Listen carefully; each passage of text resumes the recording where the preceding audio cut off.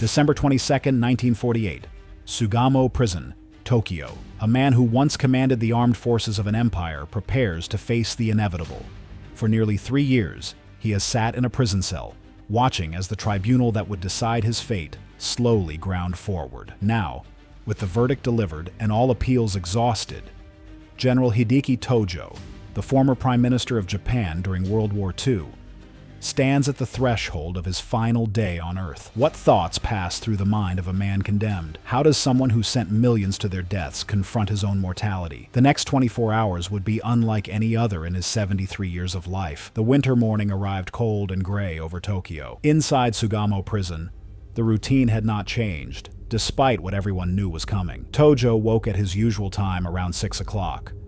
The cell that had been his home since his capture in September 1945 was sparse. A cot, a small table, basic necessities. Nothing remained of the life he once lived when he occupied the highest offices in Japan and made decisions that affected the entire Pacific theater of war. His guards noted that he appeared calm that morning. Whatever turmoil existed inside him, Tojo maintained the rigid self-control that had characterized his entire military career. He had always been a man of discipline, rising through the ranks not through brilliance or charisma, but through unwavering adherence to duty and protocol. That discipline would sustain him through these final hours. Breakfast arrived shortly after he woke. Plain prison food, nothing special, nothing to mark the day as different from any other. Tojo ate methodically. He had maintained his health throughout his imprisonment, refusing to let his physical condition deteriorate, even as his legal situation grew increasingly dire. His weight had remained stable. His mind stayed sharp. He had approached imprisonment with the same systematic discipline he applied to everything else in his life. After breakfast, he requested writing materials. Over the past weeks, as the execution date approached, Tojo had been composing a series of final statements, letters to his family, notes expressing his views on the war and Japan's actions, a poem in the traditional style. These documents would be his last communication with the world, carefully crafted to present his perspective on the events that had led him to this cell.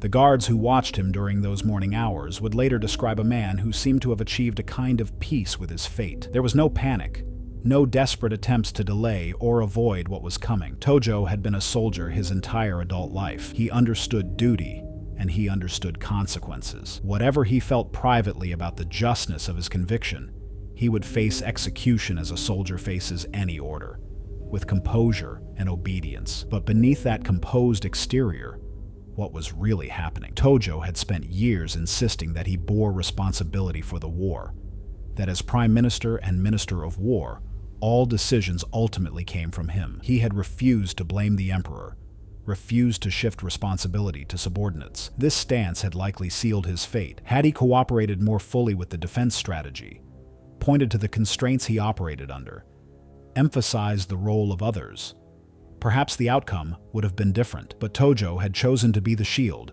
to absorb the blame, to protect the imperial institution he had served his entire life. As the morning progressed, preparations were being made elsewhere in the prison. The gallows had been constructed. The execution protocol had been reviewed. The witnesses were being assembled. A military chaplain was standing by. Though Tojo had not requested religious counsel, everything was moving forward with the same bureaucratic efficiency that characterized post-war occupation justice. 7 men would die that night for war crimes. Tojo would be first. To understand Tojo's final day requires understanding the 3 years that preceded it. The International Military Tribunal for the Far East had been, by any measure, an extraordinary legal proceeding. Modeled on the Nuremberg trials in Germany, the Tokyo Tribunal sought to hold Japanese leaders accountable for starting the war and for atrocities committed during it. 28 defendants faced charges ranging from crimes against peace to conventional war crimes to crimes against humanity.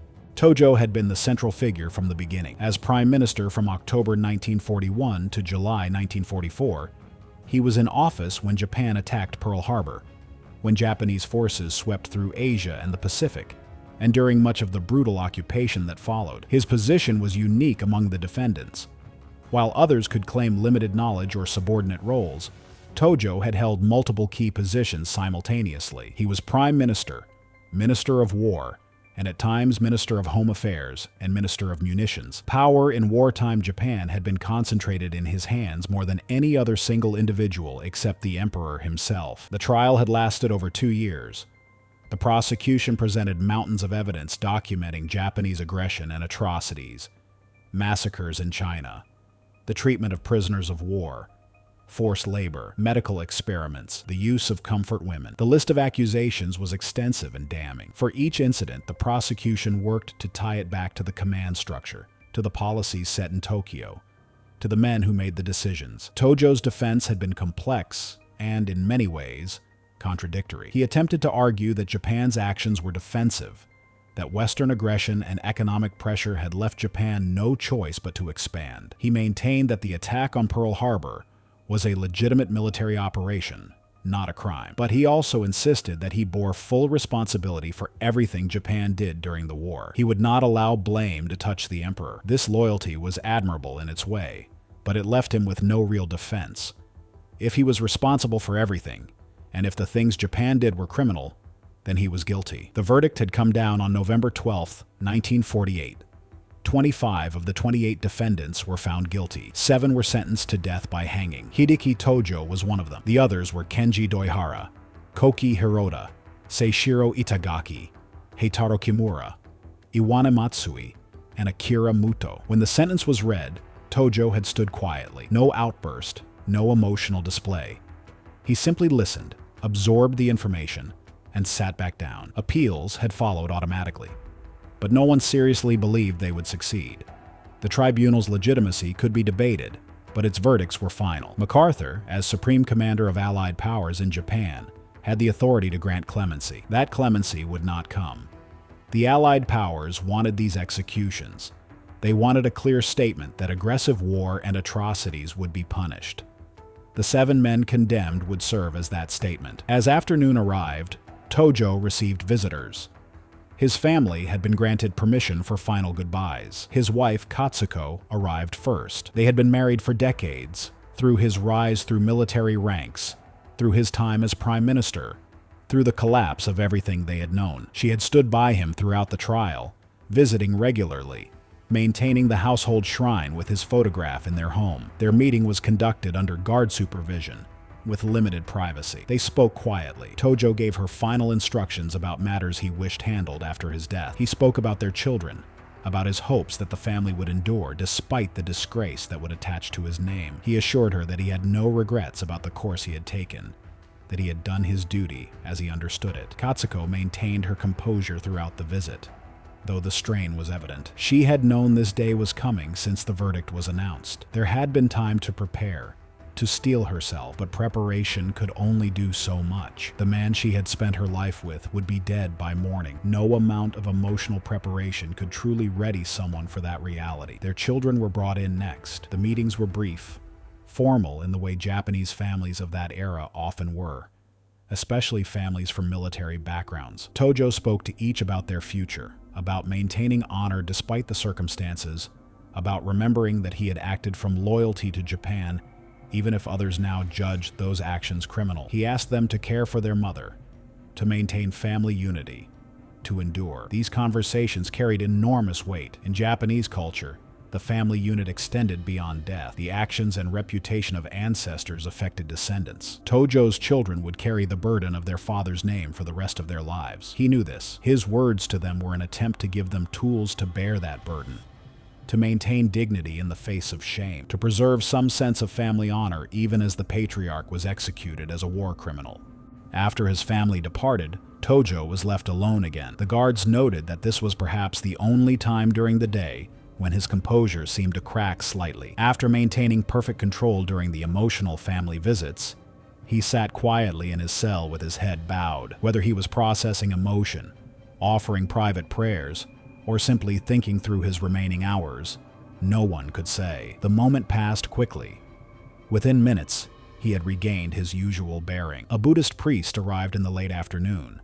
While Tojo had not requested religious counsel, the prison administration had made a chaplain available. The priest spoke with him briefly about Buddhist concepts of karma, acceptance, and the nature of existence. Tojo listened politely but did not engage deeply.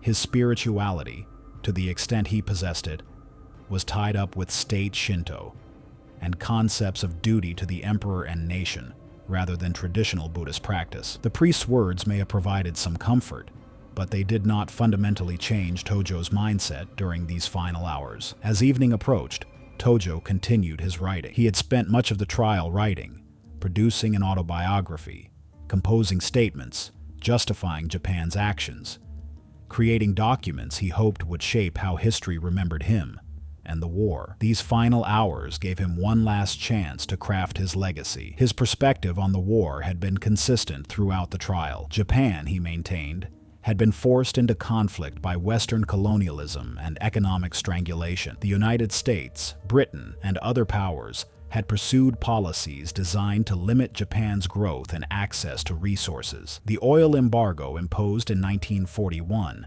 had left Japan with a choice: capitulate to Western demands or fight for independence and the resources needed to survive as a major power. This narrative conveniently omitted Japan's own brutal colonialism in Korea, the invasion of Manchuria, the war of aggression in China that had been ongoing since 1937. It glossed over atrocities, the deliberate targeting of civilian populations, the use of chemical and biological weapons. It presented Japan as victim rather than aggressor, as defending itself rather than seeking to build an empire at terrible human cost. Tojo genuinely seemed to believe this narrative. His entire worldview had been shaped by Japanese militarism and imperialism. He had come of age during the era when Japan was transforming itself from a feudal society into a modern military power, when Japanese expansion into Asia was seen as both necessary for survival and part of Japan's destiny. The idea that Japan's actions might have been not just unsuccessful but fundamentally immoral seems to have been something he could not truly accept. His final writings reflected this. He wrote of his loyalty to the emperor. He wrote of his conviction that Japan's cause had been just. He wrote poetry expressing his readiness to die for his beliefs. Whether he truly felt ready, or whether this was performance, maintaining faith until the very end, is impossible to know. Perhaps it was both. Perhaps in those final hours he had convinced himself so thoroughly of his own narrative that belief and performance had merged into something indistinguishable. The psychological complexity of his situation was profound. He had once been one of the most powerful men in Asia. He had commanded armies, shaped policy, made decisions that affected millions. Now he sat in a cell awaiting execution by those who had defeated him. The totality of that fall, from the heights of power to complete powerlessness, would test anyone's psychological resilience. Yet he maintained control. The guards saw no breakdown, no desperate pleading. If there was internal anguish, and there must have been, Tojo kept it private. This self-control was perhaps his final act of resistance, his way of maintaining dignity in circumstances designed to strip it away. He would die as he lived, disciplined, controlled, refusing to show weakness regardless of internal reality. One of the most contentious aspects of Tojo's trial and his final statements was his absolute insistence on taking full responsibility while simultaneously maintaining he had done nothing wrong. This apparent contradiction ran through everything he said and wrote during his imprisonment and final hours. During the trial, he had made statements accepting responsibility for all Japanese actions during the war. As Prime Minister and War Minister, he argued, everything that happened fell under his authority. But he also insisted that these actions were justified, that they were necessary responses to circumstances, that they were in service of legitimate Japanese interests.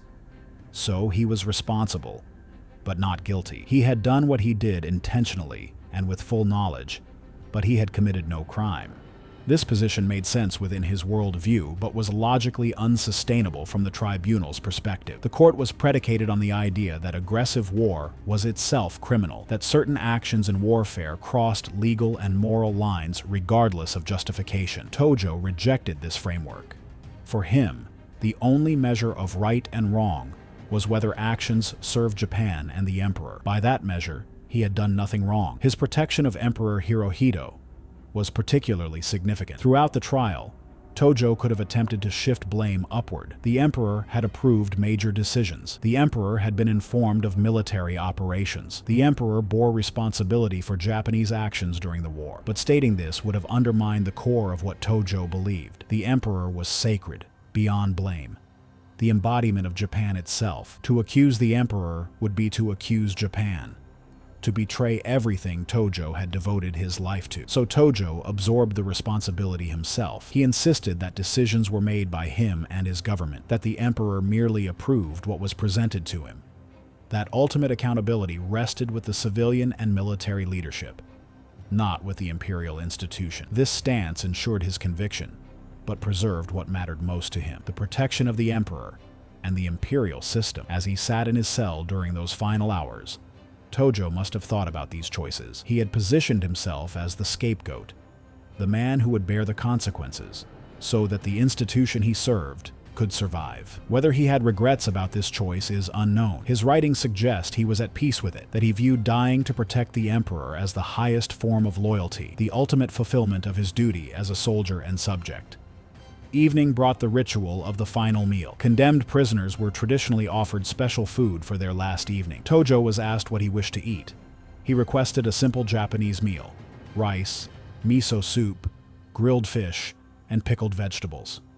Nothing elaborate, nothing that might seem like indulgence. Even in this small detail, Tojo maintained the ascetic discipline that had characterized his life. The meal was served around 6 in the evening. He ate slowly, methodically, with the same precision he brought to everything. Prison officials watched, noting his demeanor, recording observations for the official records. Everything about this execution would be documented, from the condemned man's last meal to his final words to the technical details of the hanging itself. After eating, Tojo requested a bath.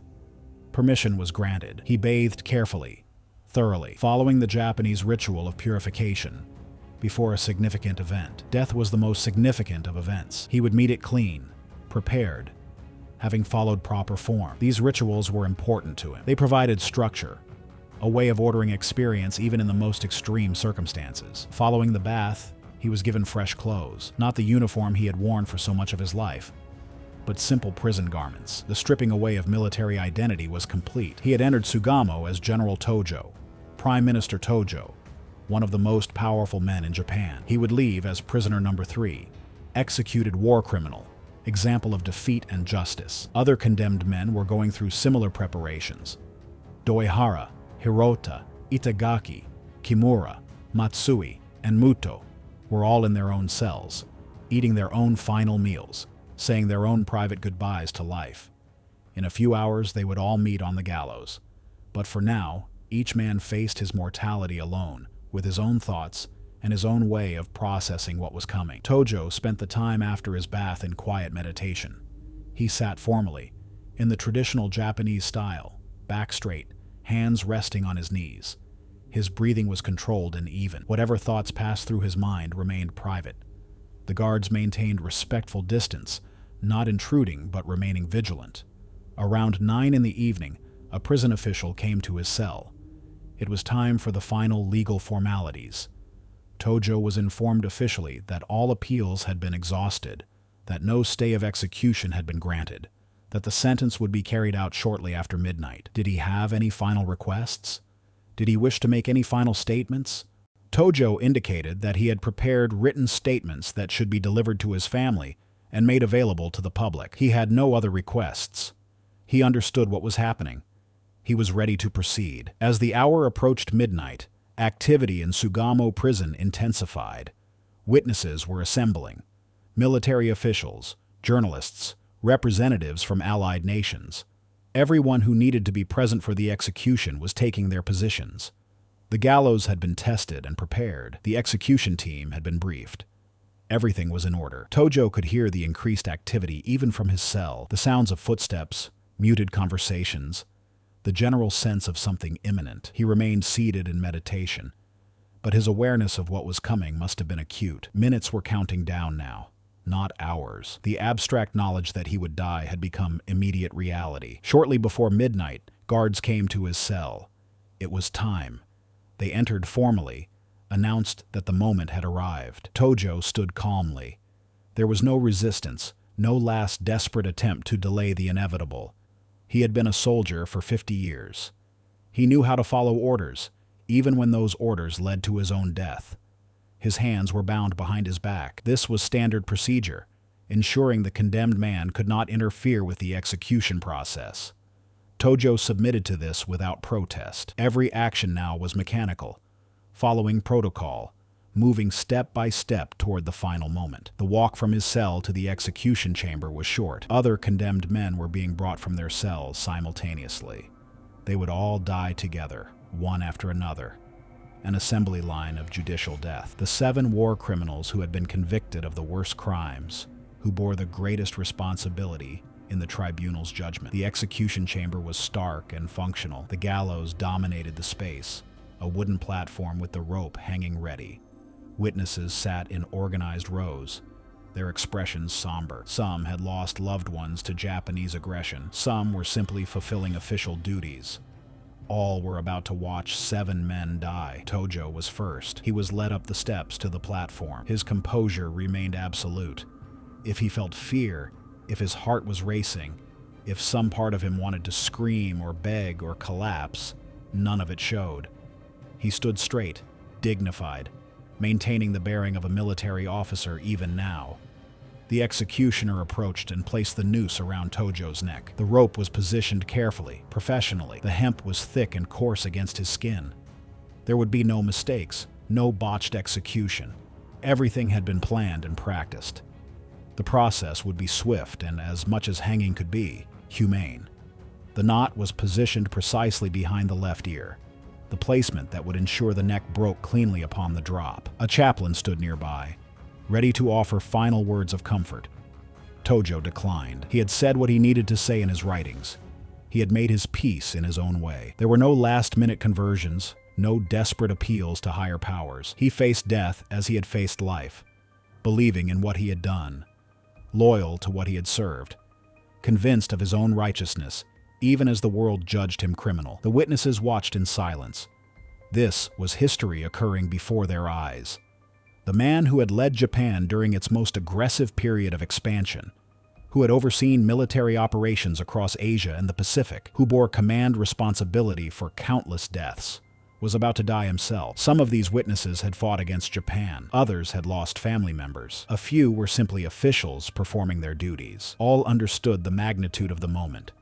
Justice or revenge, or simply the closing of a chapter, depending on one's perspective. The platform beneath Tojo's feet was solid wood, worn from the testing that had been conducted earlier to ensure everything functioned correctly. The chamber was cold, the December night seeping through the walls. His breath would have been visible if not for the hood that was waiting to be placed. Around him, the mechanics of execution were in their final positions. The lever that would release the trapdoor, the officials who would observe and confirm, the doctor standing ready with his instruments. Tojo was asked if he had any final words. He spoke briefly. His voice carried across the chamber, steady and clear. He expressed loyalty to the emperor, maintaining to the absolute end that the institution he had served deserved reverence and protection. He maintained that Japan's actions had been justified, that history would eventually understand the position Japan had been placed in, the choices that had been forced upon the nation.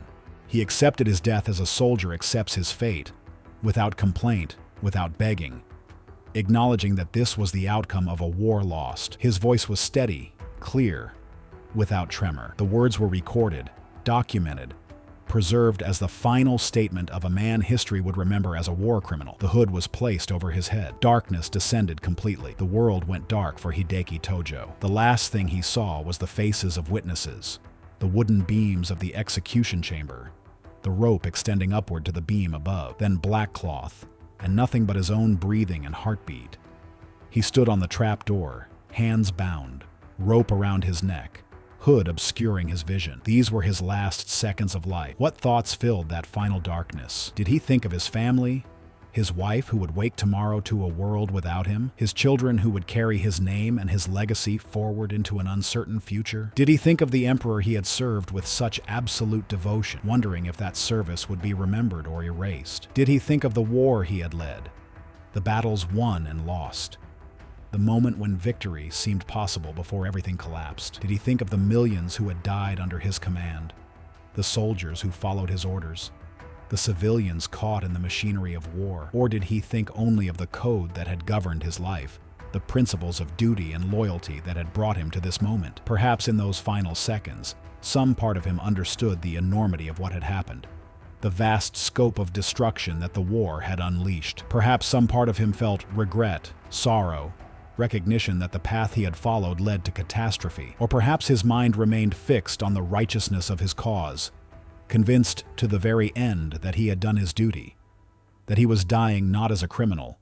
but as a patriot martyred by victors writing history to suit their narrative. The signal was given. A nod from the commanding officer to the executioner. The lever was pulled.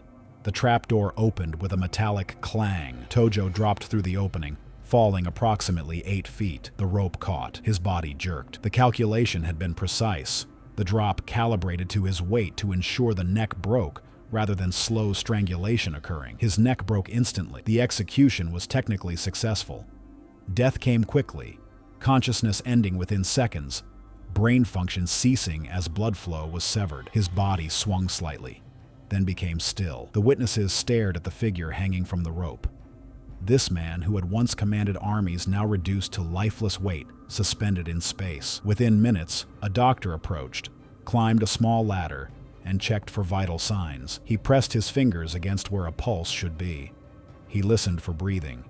He examined the eyes. Nothing. The doctor stepped back down and made the official pronouncement. Hideki Tojo, age 73, former Prime Minister and War Minister of Imperial Japan, was dead. The body was left hanging for the prescribed amount of time, ensuring death was complete and irreversible. Guards stood watch, maintaining order, ensuring the solemnity of the moment was preserved. Then the body was lowered, removed from the noose, and placed on a gurney. Medical personnel examined it, confirming the cause of death, noting details for the official record. Everything was procedure now, each step carefully documented. The other 6 condemned men followed in measured succession. Kenji Doihara, the spy master and architect of the Manchurian puppet state, was brought to the gallows next.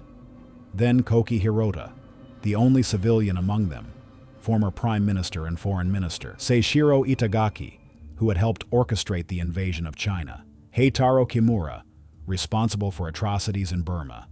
Iwani Matsui, held accountable for the devastation in Nanking. Finally, Akira Muto, who had served under Yamashita in the Philippines. One by one, they climbed the same steps Tojo had climbed. One by one, the noose was placed around their necks. One by one, they spoke or remained silent, faced the end with composure or with fear, maintained dignity or lost it in those final moments. One by one, the trapdoor opened. One by one, they dropped. One by one, they died. The whole process took less than 2 hours from start to finish. 7 lives ended, 7 sentences carried out, 7 men who had helped lead Japan into war, and who now paid the ultimate price for that leadership. 7 bodies eventually hung in a row, then were removed, examined, processed through the bureaucracy of death. The execution chamber, which had been filled with tension and solemnity, slowly emptied as officials completed their duties and departed. The bodies were taken down and examined. Death certificates were prepared. The official record was completed. Everything was documented with bureaucratic precision. The executions had been carried out in accordance with the law, following proper procedure, witnessed by appropriate officials. The International Military Tribunal for the Far East had completed its mission. Tojo's body, along with the other executed men, was cremated. The ashes were scattered in the Pacific Ocean.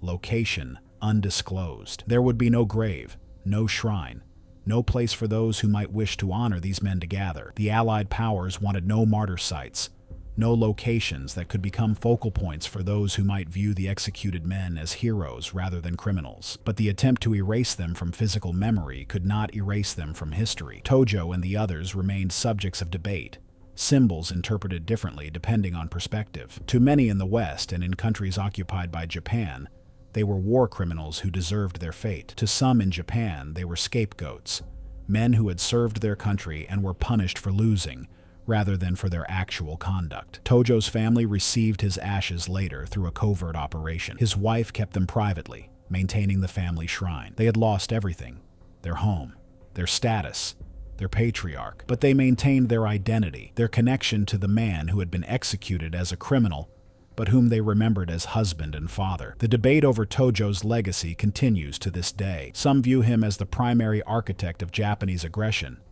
the man most responsible for the war and its atrocities. Others argue he was a product of his system, a loyal soldier who followed the code he was trained to follow, who made decisions within a framework he inherited rather than created. These debates remain unresolved and perhaps unresolvable. What is clear is that Hideki Tojo spent his final 24 hours as he had spent much of his life: disciplined, controlled, loyal to the emperor, and to his conception of Japanese identity. Whether that loyalty was admirable or tragic, whether his self-control was strength or inability to truly grapple with what he had done, depends on perspective. He faced death with dignity, but dignity in the face of consequences does not erase the actions that led to those consequences. The 7 executed men represented a fraction of those responsible for Japan's wartime conduct. Thousands of others received lesser sentences or were never prosecuted. The emperor, who bore ultimate authority in the Japanese system, was not charged at all, protected by American occupation policies that viewed the imperial institution as necessary for Japanese stability. The Tokyo tribunal was selective justice, focusing on the most prominent leaders while leaving many others untouched. But for Hideki Tojo, those larger questions of justice and responsibility became moot shortly after midnight on December 23, 1948. His life ended on the gallows at Sugamo Prison.